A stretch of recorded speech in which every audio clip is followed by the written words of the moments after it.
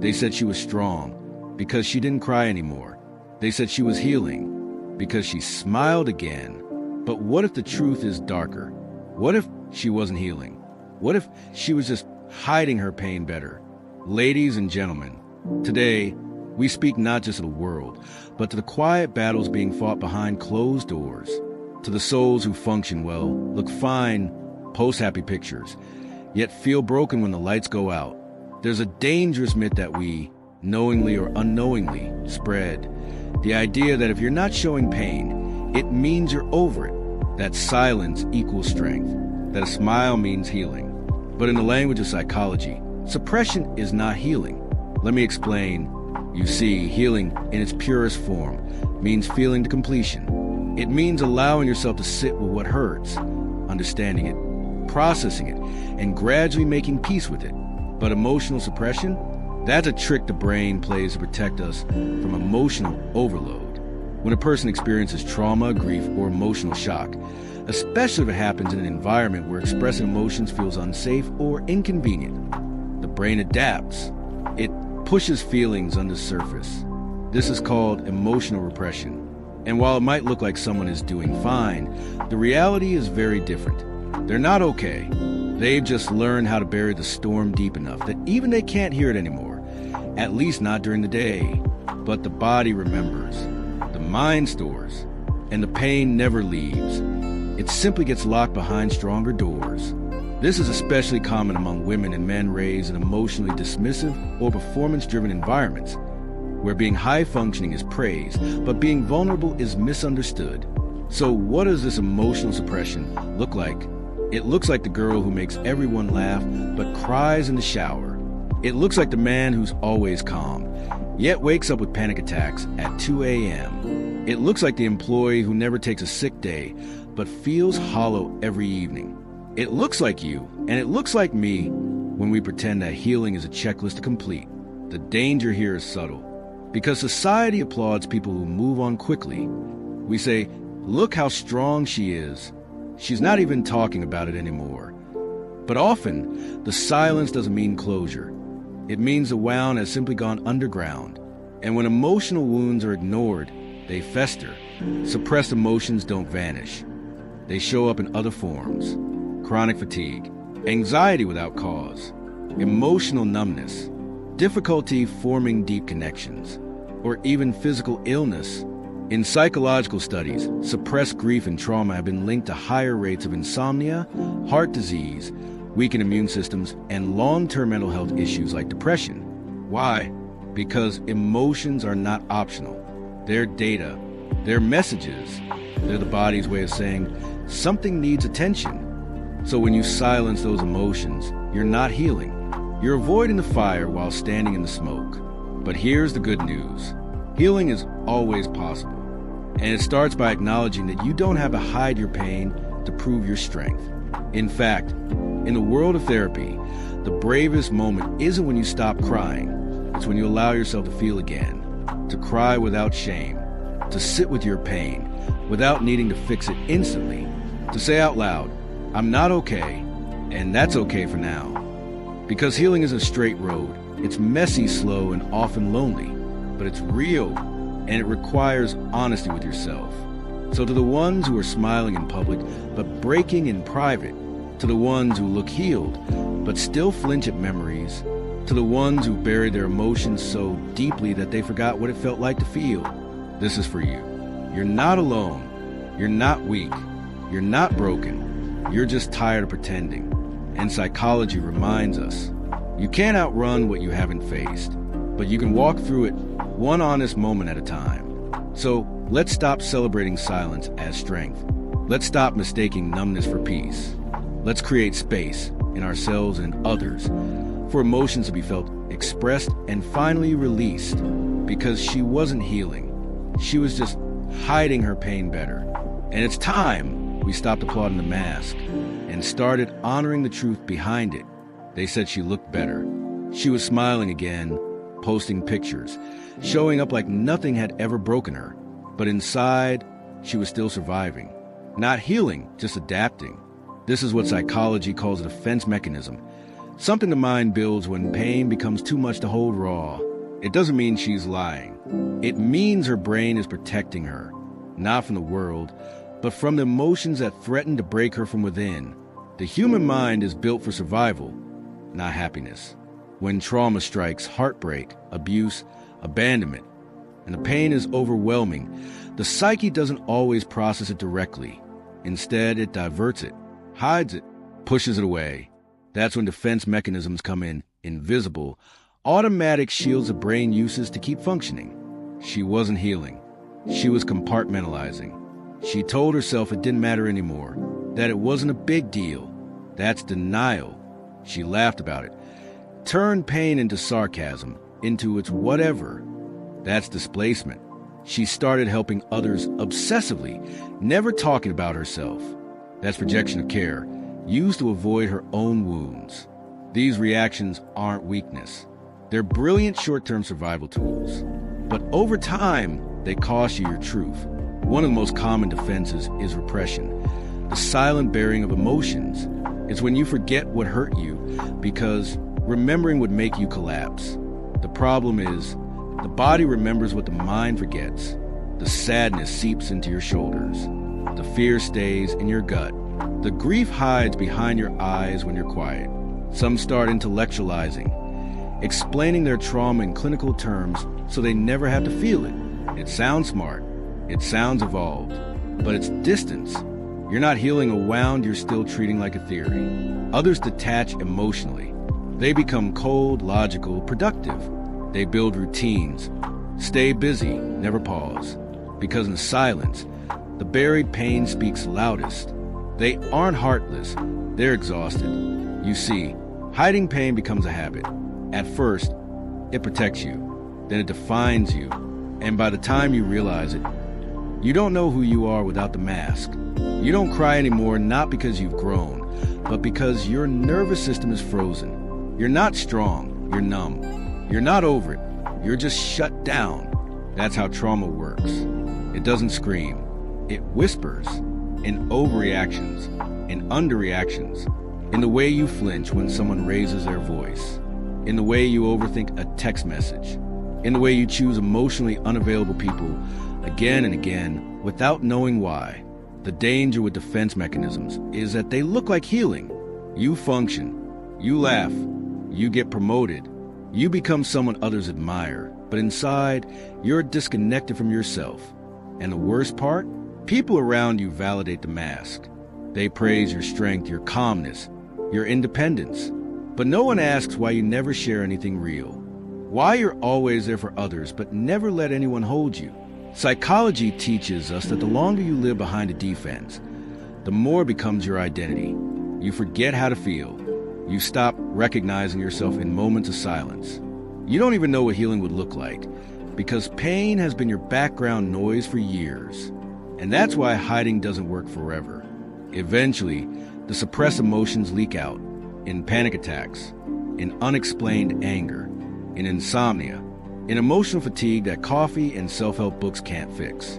True healing begins when you gently lower those defenses, not all at once, but slowly, safely, in places where you feel held. It starts with noticing when you laugh to avoid crying. It starts with asking, what am I really feeling? It starts with sitting still, not to be productive, but just to be.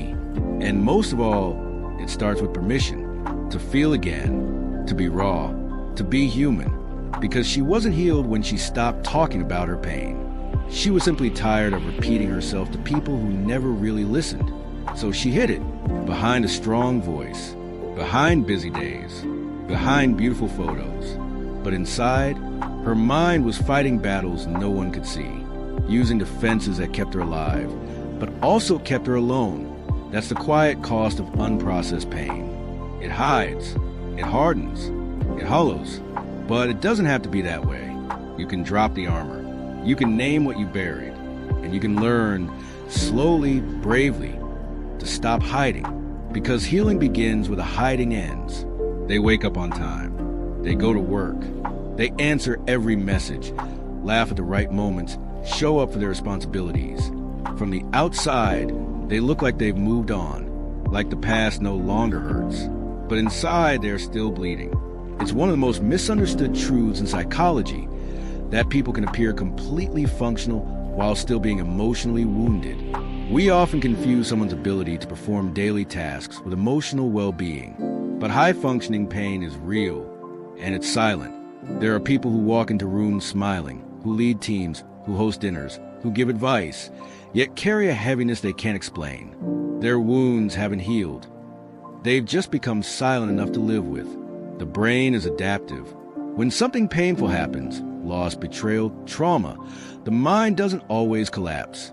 Sometimes it reorganizes. It builds systems to keep you moving. It separates the emotional pain from your ability to function. This is called compartmentalization, and it's one of the mind's most powerful defense tools.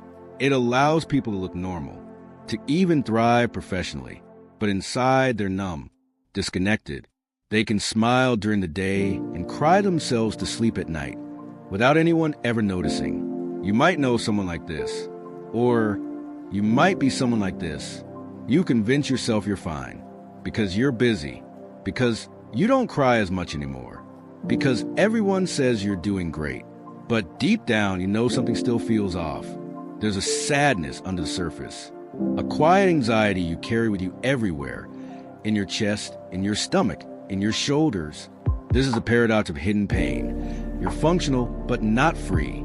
Psychology sees this pattern in trauma survivors, in people raised in emotionally neglectful homes, in those who had to become the strong one too early. They learned to perform wellness before they ever felt it. They learned how to act okay because they were never given space to fall apart. And now, even when no one is watching, they keep up the act. Because falling apart feels dangerous. Because slowing down might let all the buried pain rise to the surface. So they keep going, overworking, overgiving, overstretching, mistaking motion for healing. But true healing doesn't come from how busy you are. It comes from what you're willing to face when you finally slow down. And that's the hardest part, because stillness terrifies people who are used to surviving. In stillness, the truth shows up, the memories, the grief, the emotions they buried under years of performance. They built a life that looks beautiful, but feels distant. They're praised for their strength, but haven't been held in their weakness. They're admired for being unbreakable, but inside, they wish someone would see through the cracks. This kind of pain doesn't scream. It whispers. It shows up in avoidance, in detachment, in relationships that never feel quite safe, in laughter that feels slightly forced, in success that never fully satisfies. Because when emotional self is ignored for too long, it disconnects, and no amount of productivity can fill that silence. Healing, in contrast, is the act of reconnection with emotions, with vulnerability, with the parts of yourself you had to shut down just to keep going. But for the highly functional, this feels foreign, even threatening. They ask, why open up old wounds? Because old wounds don't heal just because you stop thinking about them. They heal when you feel them, safely, honestly, and without judgment. And sometimes the first step toward that is simply this: admitting that just because you're doing okay doesn't mean you're okay. We live in a world that celebrates productivity, that equates being busy with being healed. But healing has nothing to do with how full your calendar is, and everything to do with how honest you can be with yourself in your quiet moments. There are people walking around today with heartbreaks that happened years ago, still affecting their decisions, their trust, their self-worth. Not because they're weak, but because no one ever taught them how to grieve safely, how to process slowly, how to say, I'm still hurting, even though life goes on. So yes, you can be functional. You can hold a job. You can make others laugh. You can build a life that looks perfect from the outside. But inside, if you've never sat with your pain, you're not free. You're just surviving. And you deserve more than survival. You deserve to be whole.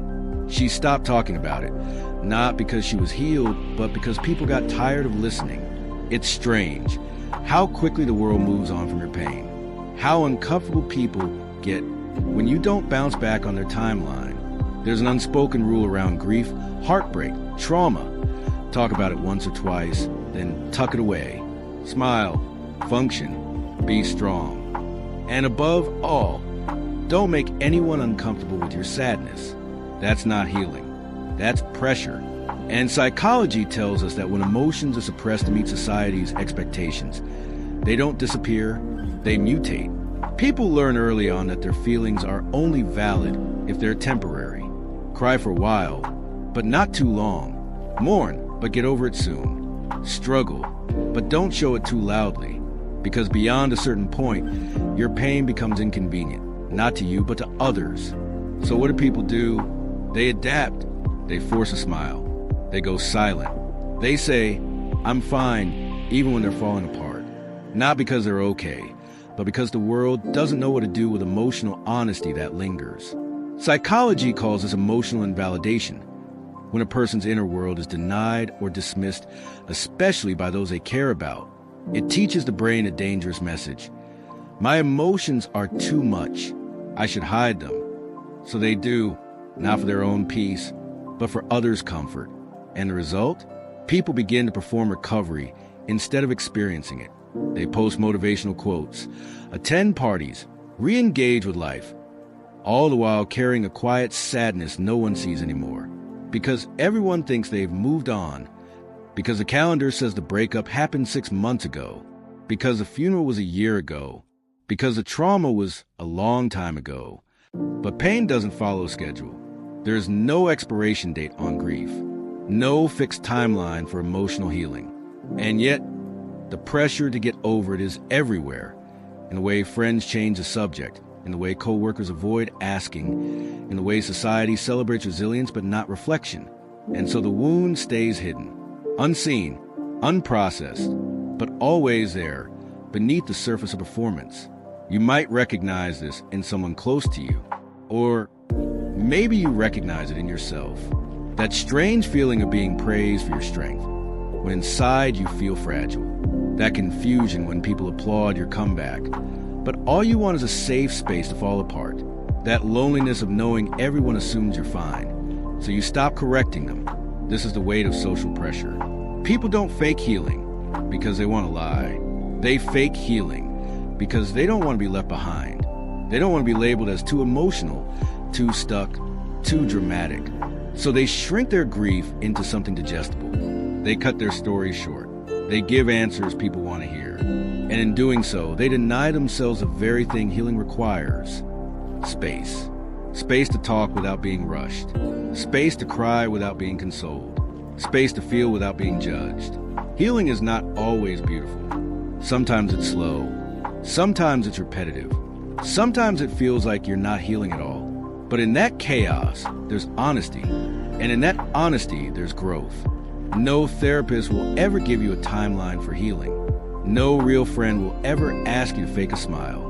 No authentic recovery begins with pretending it doesn't hurt anymore. So if you're someone who has learned to hide your pain because the world got tired of seeing it, please understand, you are not weak. You are not behind. You are not broken for needing more time. You are simply someone who feels deeply in a world that rewards emotional silence. And that silence, it can be suffocating. But it doesn't have to be permanent. The world may have moved on, but your healing belongs to you, not to their expectations. You don't need to be strong all the time. You don't have to rush your recovery. And you never, ever have to apologize for still hurting. Because healing isn't performance. It's not a milestone you cross when others say so. It's a personal journey, uneven, uncertain, and utterly yours. And if the world isn't patient enough to hold space for that, let that be a reflection of them, not of you. She looked like she was over it, but she wasn't. She just stopped telling people how she felt. Not because she healed, but because vulnerability stopped feeling safe. That's the truth behind so many strong people. They don't heal, they hide. And in doing so, they rob themselves of the one thing healing actually requires: honesty. Real healing doesn't happen in silence. It happens in surrender.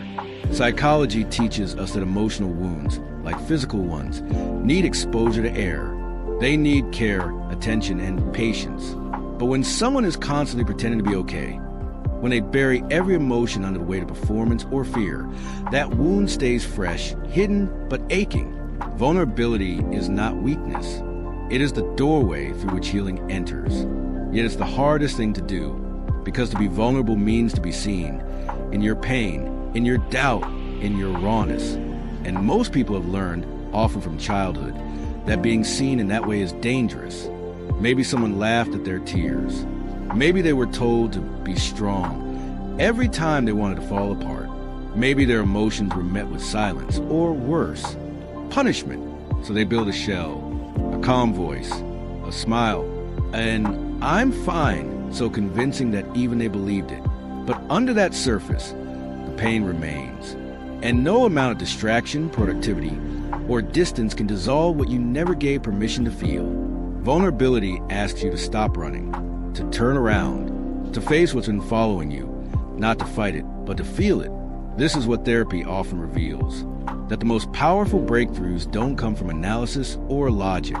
They come from softness, from moments when someone finally says out loud, "That hurt me," or "I'm scared," or even just, "I miss them."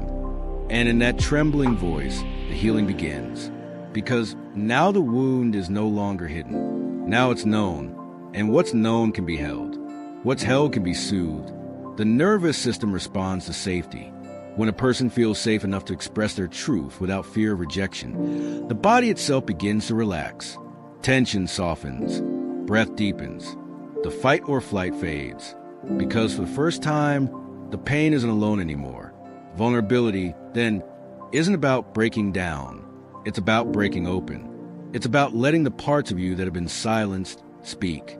Letting the tears come, not because they solve anything, but because they release what words can't. But this kind of openness requires two things: courage to feel, and safety to be felt. Most people have the first. They're brave, but they lack the second. They've never had a space where their emotions were welcomed instead of judged. So they learn to hide. And the longer they hide, the harder it becomes to come out. Until eventually, even they forget what the original pain felt like. They just carry its shadow.